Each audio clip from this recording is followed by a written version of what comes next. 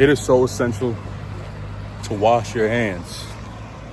I read that about 80% of diarrheal and respiratory infections, whether extreme or small, are caused by not washing your hands, and I surely believe it.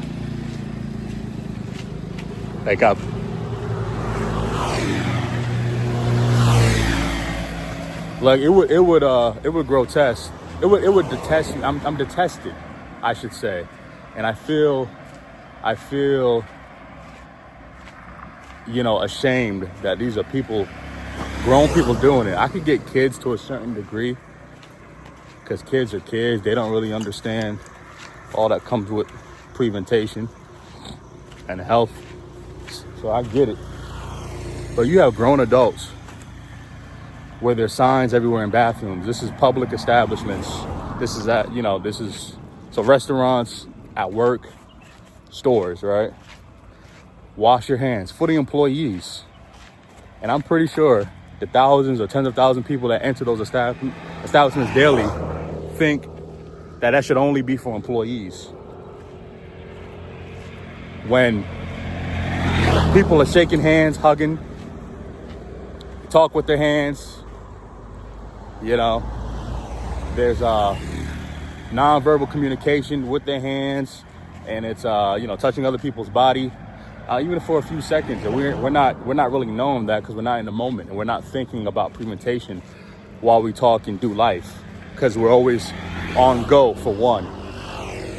But man, it would irk me seeing people come out like a Walmart, a gas station, places like that, which is even crazier, and not wash their hands. They'll do a number where they run the water over their hands for maybe 5 seconds. I'll give them 10 seconds, and that's it. That's if they even turn on the faucet and run water. Soap is not a thing. And if people are using soap, they're not using it right. They're not scrubbing the fingernails. They're not scrubbing behind their hands, behind, the sole of their hands, their palms, or the, around the knuckles. Like, they're not doing that for 20, 30, 40 seconds at a time of soap scrubbing, right? Lavishing. 80% of respiratory and diarrheal diseases, right?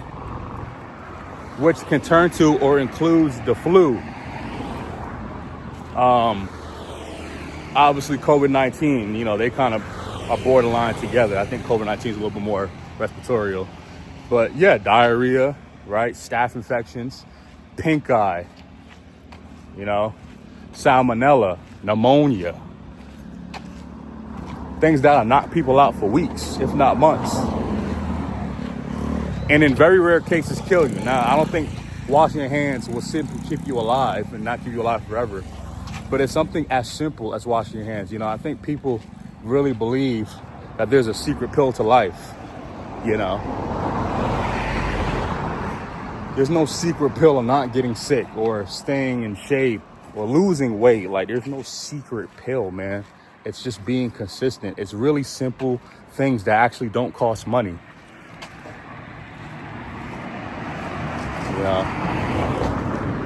The doctor shouldn't be the means of prevention. Going to a doctor or a hospital should be a small measure, in my opinion, on how you're tracking as you age. And they should be the consultation when things arise. But prevention should be natural remedies, simple things that we do every single day of the week, man.